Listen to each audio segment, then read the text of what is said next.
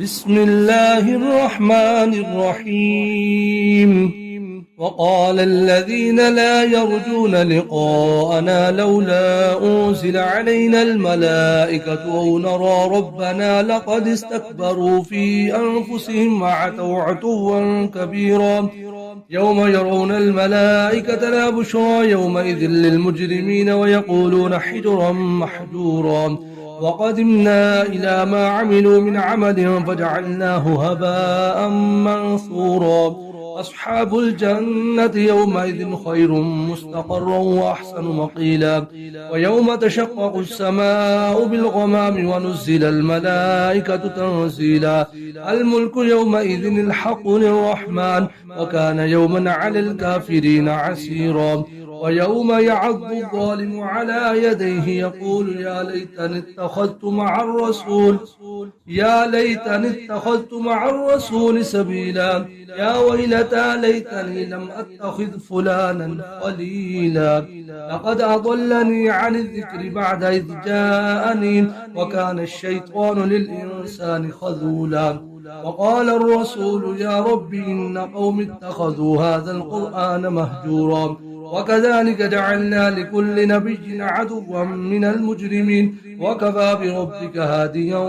ونصيرا وقال الذين كفروا لولا نزل عليه القرآن جملة واحدة كذلك لنثبت به فؤادك ورتلناه ترتيلا ولا يأتونك بمثل إلا جئناك بالحق وأحسن تفسيرا الذين يحشرون على وجوههم إلى جهنم أولئك شر مكانا وأضل سبيلا ولقد آتينا موسى الكتاب وجعلنا معه أخاه هارون وزيرا وقلنا اذهبا إلى القوم الذين كذبوا بآياتنا فدمرناهم تدميرا وقوم نوح لما كذبوا الرسل أغرقناهم وجعلناهم للناس آية وأعتدنا للظالمين عذابا أليما وعادا وثمود وأصحاب الرس وقرونا بين ذلك كثيرا وكلا ضربنا له الأمثال وكلا تبرنا تتبيرا ولقد أتوا عن القرية التي أمطرت مطر السوء فلم يكونوا يرونها بل كانوا لا يرجون نشورا وإذا رأوك إن يتخذونك إلا هزوا أهذا الذي بعث الله رسولا إن كاد ليضلنا عن آلهتنا لولا أن صبرنا عليها وسوف يعلمون حين يرون العذاب من أضل سبيلا أرأيت من اتخذ إلهه هواه أفأنت تكون عليه وكيلا أم تحسب أن أكثرهم يسمعون أو يعقلون إنهم إلا كالأنعام بل هم أضل سبيلا ألم تر إلى ربك كيف مد الظل ولو شاء لجعله ساكنا ثم جعلنا الشمس عليه دليلا ثم قبضناه إلينا قبضا يسيرا وهو الذي جعل لكم الليل لباسا والنوم سباتا وجعل النهار نشورا وهو الذي يرسل الرياح بشرا بين يدي رحمته وأنزلنا من السماء ماء طهورا لنحيي به بلدة ميتا ونسقيه مما خلقنا نعاما وأناسيا كثيرا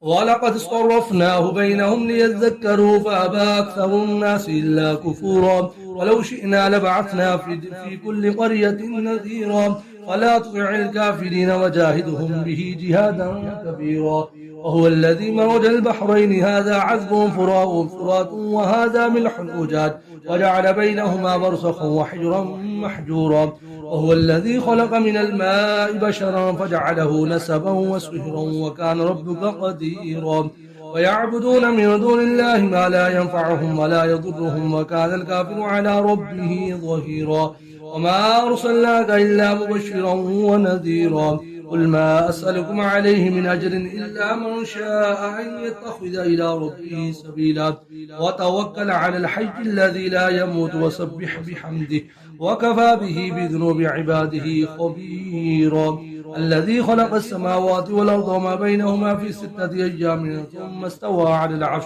الرحمن فاسأل به خبيرا وإذا قيل لهم اسجدوا للرحمن قالوا وما الرحمن ونسجد لما تأمرون وزادهم نفورا تبارك الذي جعل في السماء بروجا وجعل فيها سراجا وقمرا منيرا وهو الذي جعل الليل والنهار خلفة لمن أراد أن يذكر أو أراد شكورا وعباد الرحمن الذين يمشون على الأرض هونا وإذا خاطبهم الجاهلون قالوا سلاما والذين يبيتون لربهم سجدا وقياما والذين يقولون ربنا اصرف عنا عذاب جهنم إن عذابها كان غراما إنها ساءت مستقرا ومقاما الذين إذا أنفقوا لم يسرفوا ولم يقتروا وكان بين ذلك قواما والذين لا يدعون مع الله إلها آخر ولا يقتلون النفس التي حرم الله إلا بالحق ولا يزنون ومن يفعل ذلك يلقى أثاما يضاعف له العذاب يوم القيامة ويخلد فيه مهانا إلا من تاب وآمن وعمل عملا صالحا فأولئك يبدل الله سيئاتهم حسنات وكان الله غفورا رحيما ومن تاب وعمل صالحا فإنه يتوب إلى الله متابا والذين لا يشهدون الزور وإذا مروا باللغو مروا كراما والذين إذا ذكروا بآيات ربهم لم يخروا عليها صما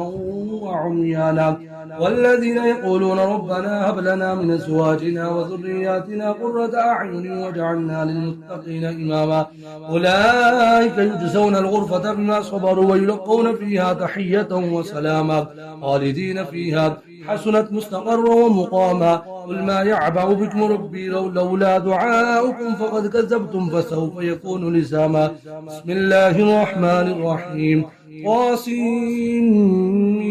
تلك آيات الكتاب المبين لعلك باخع نفسك ألا يكونوا مؤمنين إن نشأ ننزل عليهم من السماء آية فظلت أعناقهم لها خاضعين وما يأتيهم من ذكر من الرحمن محدث إلا كانوا عنه معرضين فقد كذبوا فسيأتيهم أنباء ما كانوا به يستهزئون أولم يروا إلى الأرض كم أنبتنا فيها من كل زوج كريم إن في ذلك لآية وما كان أكثرهم مؤمنين وإن ربك لهو العزيز الرحيم وإذ نادى ربك موسى أن ائت القوم الظالمين قوم فرعون ألا يتقون قال رب إني يخاف أن يكذبون ويضيق صدري ولا ينطلق لساني فأرسل إلى هارون ولهم علي ذنب فأخاف أن يقتلون قال كلا فاذهبا بآياتنا إنا معكم مستمعون فأتيا فرعون فقولا إنا رسول رب العالمين أن أرسل معنا بني إسرائيل قال ألم نربك فينا وليدا ولبثت فينا من عمرك سنين وفعلت فعلتك التي فعلت وأنت من الكافرين قال فعلتها إذا وأنا من الضالين ففررت منكم لما خفتكم فوهب لي ربي حكما وجعلني من المرسلين وتلك نعمة تمنها علي أن عبدت بني إسرائيل قال فرعون وما رب العالمين قال رب السماوات والأرض وما بينهما إن كنتم موقنين قال لمن حوله ولا تستمعون قال ربكم ورب آبائكم الأولين قال إن رسولكم الذي يرسل إليكم لمجنون قال رب المشرق والمغرب وما بينهما إن كنتم تعقلون قال لئن اتخذت إلها غيري لأجعلنك من المسجونين قال ولو جئتك بشيء مبين قال فأت به إن كنت من الصادقين ألقى عصاه فإذا هي ثعبان مبين ونزع يده فإذا هي بيضاء للناظرين قال للملأ حوله إن هذا لساحر عليم يريد أن يخرجكم من أرضكم بسحره فماذا تأمرون قالوا أرجه وأخاه وابعث في المدائن حاشرين يأتوك بكل سحار عليم وجمع السحرة لميقات يوم معلوم وقيل للناس هل أنتم مجتمعون لعلنا نتبع السحرة إن كانوا هم الغالبين ولما جاء السحرة قالوا لفرعون أئن لنا لأجرا إن كنا نحن الغالبين قال نعم وإنكم إذا لمن المقربين قال لهم موسى ألقوا ما أنتم ملقون فألقوا حبالهم وعصيهم وقالوا بعزة فرعون إنا لنحن الغالبون فألقى موسى عصاه فإذا هي تلقف ما يأفكون فألقي الساحرة ساجدين قالوا آمنا برب العالمين رب موسى وهارون قال آمنتم له قبل أن آذن لكم إنه لكبيركم الذي علمكم السحر فلسوف تعلمون لأقطعن أيديكم وأرجلكم من خلاف ولأصلبنكم أجمعين قالوا لا ضير إنا إلى ربنا منقلبون إنا نطمع أن يغفر لنا ربنا خطايانا أن كنا أول المؤمنين وأوحينا إلى موسى نسر بعبادي إنكم متبعون. وأرسل فرعون في المدائن حاشرين إن هؤلاء لشرذمة قليلون وإنهم لنا لغائظون وإنا لجميع حاذرون. وأخرجناهم من جنات وعيون وكنوز ومقام كريم كذلك بوصناها بني إسرائيل وأتبعوهم مشرقين. فلما ترى الجمعان قال أصحاب موسى إنا لمدركون قال كلا إن معي ربي سيهدين. وأوحينا إلى موسى نضرب بعصاك البحر فانفلق فكان كل فرق كالطود العظيم. وأسلفنا ثم الآخرين وأنجينا موسى ومن معه أجمعين ثم أغرقنا الآخرين. إن في ذلك لآية وما كان أكثرهم مؤمنين وإن ربك له العزيز الرحيم. واتل عليهم نبأ إبراهيم إذ قال لأبيه وقومه ما تعبدون قالوا نعبد أصناما فنظل لها عاكفين قال هل يسمعونكم إذ تدعون أو ينفعونكم ويضرون قالوا بل وجدنا آباءنا كذلك يفعلون قال أفرأيتم ما كنتم تعبدون أنتم وآباؤكم الأقدمون فإنهم عدو لي إلا رب العالمين الذي خلقني فهو يهدين والذي هو يطعمني ويسقين وإذا مرضت فهو يشفين والذي يميتني ثم يحيين والذي يطمع أن يغفر لي خطيئتي يوم الدين رب هب لي حكما والحقني بالصالحين واجعل لي لسان صدق في الآخرين واجعلني من ورثة جنة النعيم واغفر لي أبي إنه كان من الضالين ولا تخزني يوم يبعثون يوم لا ينفع مال ولا بنون إلا من أتى الله بقلب سليم. وأسلفت الجنة للمتقين وبرزت الجحيم للغابين وقيل لهم أينما كنتم تعبدون من دون الله هل ينصرونكم أو ينتصرون فكبكبوا فيها هم الغابون وجنود إبليس أجمعون قالوا وهم فيها يختصمون تالله إن كنا لفي ضلال مبين إذ نسويكم برب العالمين وما ضلنا إلا المجرمون وما لنا من شافعين ولا صديق حميم ولو أن لنا كرة فنكون من المؤمنين إن في ذلك لآية وما كان أكثرهم مؤمنين وإن ربك لهو العزيز الرحيم. كذبت قوم نوح المرسلين إذ قال لهم أخوهم نوح لا تتقون إني لكم رسول أمين فاتقوا الله واطيعون وما أسألكم عليه من أجر نجري إلا على رب العالمين فاتقوا الله واطيعون. قالوا ونؤمن لك واتبعك الأرذلون قال وما علمي بما كانوا يعملون إن حسابهم إلا على ربي لو تشعرون وما أنا بطارد المؤمنين إن أنا إلا نذير مبين. قالوا لئن لم تنته يا نوح لتكونن من المرجومين قال ربي إن قومي كذبون فافتح بيني وبينهم فتحا ونجني ومن معي من المؤمنين فنجيناه ومن معه في الفلك المشحون ثم أغرقنا بعد الباقين إن في ذلك لآية وما كان أكثرهم مؤمنين وإن ربك له العزيز الرحيم. كذبت عاد المرسلين إذ قال لهم أخوهم هود لا تتقون إني لكم رسول أمين فاتقوا الله واطيعون وما أسألكم عليه من أجر إن أجري إلا على رب العالمين أتبنون بكل ريع آية تعبسون وتتخذون مصانع لعلكم تخلدون وإذا بطشتم جبار فاتقوا الله واطيعون واتقوا الذي أمدكم بما تعلمون أمدكم بأنعام وبنين وجنات وعيون إني أخاف عليكم عذاب يوم عظيم. قالوا سواء علينا وعظت أم لم تكن من الواعظين إن هذا إلا خلق الأولين وما نحن بمعذبين فكذبوه فهلكناهم إن في ذلك لآية وما كان أكثرهم مؤمنين وإن ربك له العزيز الرحيم. كذبت ثمود المرسلين إذ قال لهم أخوهم صالح ألا تتقون إني لكم رسول أمين فاتقوا الله واطيعون وما أسألكم عليه من أجر نجري إلا على رب العالمين أتتركون فيما هاهنا آمنين في جنات وعيون وزروع ونخل طلعها هضيم وتنحتون من الجبال بيوتا فارهين فاتقوا الله واطيعون ولا تطيعوا أمر المسرفين الذين يفسدون في الأرض ولا يصلحون. قالوا إنما أنت من المسحرين ما أنت إلا بشر مثلنا فأت بآية إن كنت من الصادقين. قال هذه ناقة لها شرب ولكم شرب يوم معلوم ولا تمسوها بسوء فيأخذكم عذاب يوم عظيم فعقروها فاصبحوا نادمين فأخذهم العذاب إن في ذلك لآية وما كان أكثرهم مؤمنين وإن ربك له العزيز الرحيم. كذبت قوم لوط المرسلين إذ قال لهم أخوهم لوط ألا تتقون إني لكم رسول أمين فاتقوا الله وأطيعون وما أسألكم عليه من أجر أجري إلا على رب العالمين أتأتون الذكران من العالمين وتذرون ما خلق لكم ربكم من أزواجكم بل أنتم قوم عادون قالوا لئن لم تنته يا لوط لتكونن من المخرجين قال إني لعملكم من القالين رب نجني وأهلي مما يعملون فنجيناه وأهله أجمعين إلا عجوزا في الغابرين ثم دمرنا الآخرين وأمطرنا عليهم مطرا فساء مطر المنذرين إن في ذلك لآية وما كان أكثرهم مؤمنين وإن ربك له العزيز الرحيم كذب أصحاب الأيكة المرسلين إذ قال لهم شعيب ألا تتقون إني لكم رسول أمين فاتقوا الله وأطيعون وما أسألكم عليه من أجر أجري إلا على رب العالمين أوفوا الكيل ولا تكونوا من المخسرين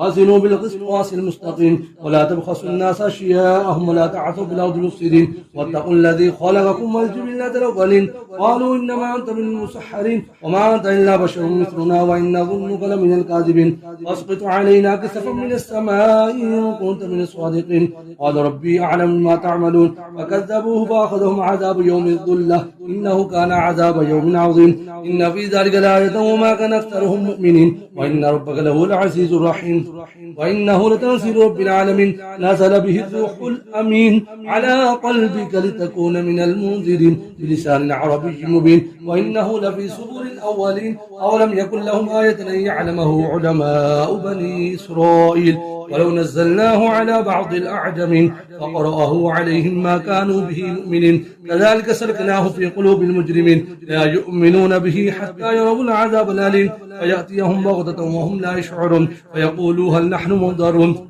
أفبعذابنا يستعجلون أفرأيت إن متعناهم سنين ثم جاءهم ما كانوا يوعدون ما أغنى عنهم ما كانوا يمتعون وما أهلكنا من قرية إلا لها منذرون ذكرى وما كنا ظالمين وما تنزلت به الشياطين وما ينبغي لهم وما يستطيعون إنهم عن السمع لمعزولون ولا تدع مع الله إلها آخر فتكون من المعذبين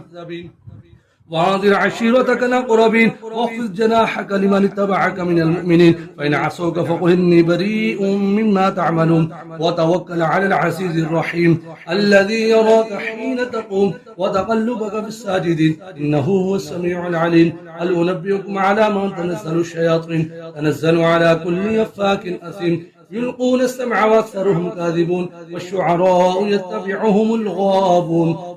ألم تر أنهم في كل واد يهيمون وأنهم يقولون ما لا يفعلون إلا الذين آمنوا وعملوا الصالحات وذكروا الله كثيرا وانتصروا من بعد ما ظلموا وسيعلم الذين ظلموا أي منقلب ينقلبون بسم الله الرحمن الرحيم واصين تلك آيات القرآن وكتاب مبين هدى وبشرى للمؤمنين الذين يقيمون الصلاة ويؤتون الزكاة وهم بالآخرة هم يوقنون إن الذين لا يؤمنون بالآخرة سجلنا لهم أعمالهم فهم يعمهون أولئك الذين لهم سوء العذاب وهم في الآخرة هم الأخسرون وإنك لتلقى القرآن من لدن حكيم عليم إذ قال موسى لأهله إني آنست نارا سآتيكم منها بخبر أو آتيكم بشهاب قبس لعلكم تسألون فلما جاءها نودي أن بورك من في النار ومن حولها وسبحان الله رب العالمين يا موسى إنه أنا الله العزيز الحكيم وألقي عصاك فلما رآها تهتز كأنها جان ولا مدبر ولم يعقب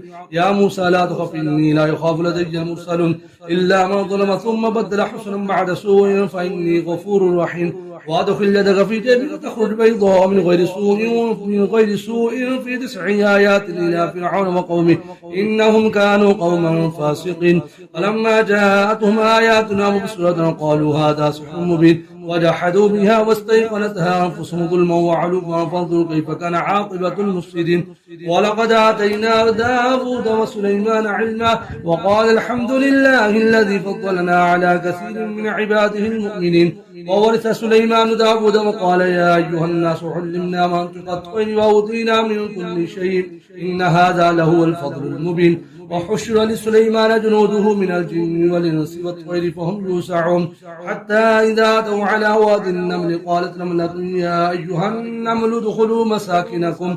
لا يحطمنكم سليمان وجنوده وهم لا يشعرون فتبسم ضاحكا من قولها وقال رب أوزعني أن أشكر نعمتك التي أنعمت علي وعلى والدي وأن أعمل صالحا ترضاه وأدخلني برحمتك في عبادك الصالحين. وتفقد الطير فقال ما لي لا أرى الهدهد أم كان من الغائبين لأعذبنه عذابا شديدا أو لأذبحنه أو ليأتيني بسلطان مبين. فمكث غير بعيد فقال أحطت بما لم تحط به وجئتك من سبأ بنبأ يقين إني وجدت امرأة تملكهم وأوتيت من كل شيء ولها عرش عظيم وجدتها وقومها يسجدون للشمس من دون الله وزين لهم الشيطان أعمالهم وصدهم عن السبيل فهم لا يهتدون ألا يسجدوا لله الذي يخرج الخبأ في السماوات والأرض يعلم ما تخفون وما تعلنون الله لا إله إلا هو رب العرش العظيم. قال سننظر صدقت أم كنت من الكاذبين اذهب بكتابي هذا فألقه إليهم ثم تول عنهم فانظر ماذا يرجعون. قالت يا أيها الملأ إني ألقي إلي كتاب كريم إنه من سليمان وإنه بسم الله الرحمن الرحيم ألا تعلوا علي وأتوني مسلمين. قالت يا أيها الملأ افتوني في أمري ما كنت قاطعة أمرا حتى تشهدون. قالوا نحن أولو قوة وأولو بأس شديد والأمر إليك فانظري ماذا تأمرين. قالت إن الملوك إذا دخلوا قرية أفسدوها وجعلوا أعزة أهلها أذلة وكذلك يفعلون. وإني مرسلة إليهم بهدية فناظرة بما يرجع المرسلون. فلما جاء سليمان قال أتمدونني بمال فما آتاني الله خير مما آتاكم بل أنتم بهديتكم تفرحون. ارجع إليهم فلنأتينهم بجنود لا قبل لهم بها ولنخرجنهم منها أذلة وهم صاغرون. قال يا أيها الملأ أيكم يأتيني بعرشها قبل أن يأتوني مسلمين. قال عفريت من الجن أنا آتيك به قبل أن تقوم من مقامك وإني عليه لقوي أمين. قال الذي عنده علم من الكتاب أنا آتيك به قبل أن يرتد إليك طرفك فلما رآه مستقيلا عنده قال هذا من فضل ربي ليبلوني أأشكر وأم أكفر ومن شكر فإنما يشكر لنفسه ومن كفر فإن ربي غني كريم. قال نكروا لها عرشها ننظر تهتدي أم تكون من الذين لا يهتدون. فلما جاءت قيل أهكذا عرشك قالت كأنه هو وأوتينا العلم من قبلها وكنا مسلمين. وصدها ما كانت تعبد من دون الله إنها كانت من قوم كافرين. قيل لها ادخل الصرح فلما رأته حسبته لجة وكشفت عن ساقيها قال إنه صرح ممرد من قوارير. قالت رب إني ظلمت نفسي وأسلمت مع سليمان لله رب العالمين. ولقد أرسلنا إلى ثمود أخاهم صالحا أن اعبدوا الله فإذا هم فريقان يختصمون. قال يا قوم لم تستعجلون بالسيئة قبل الحسنة لولا تستغفرون الله لعلكم ترحمون. قالوا اطيرنا بك وبمن معك قال طائركم عند الله بل أنتم قوم تفترون. وكان في المدينة 9 رهط يفسدون في الأرض ولا يصلحون. قالوا تقاسموا بالله لنبيتنه وأهله ثم لنقولن لوليه ما شهدنا مهلك أهله وإنا لصادقون. ومكروا مكرا ومكرنا مكرا وهم لا يشعرون. انظر كيف كان عاقبة مكرهم أنا دمرناهم وقومهم أجمعين فتلك بيوتهم خاوية بما ظلموا إن في ذلك لآية لقوم يعلمون. وأنجينا الذين آمنوا وكانوا يتقون. ولوطا إذ قال لقومه يتأتون الفاحشة وأنتم تبصرون أئنكم لتأتون الرجال شهوة من دون النساء بل أنتم قوم تجهلون. وما كان جواب قومه إلا قالوا اخرجوا على لوط من قريتكم إنهم أناس يتطهرون. فأنجيناه وأهله إلا امرأته قدرناها من الغابرين وأمطرنا عليهم مطرا فساء مطر المنذرين. قل الحمد لله وسلام على عباده الذين اصطفى الله خير أما يشركون. صدق الله العظيم.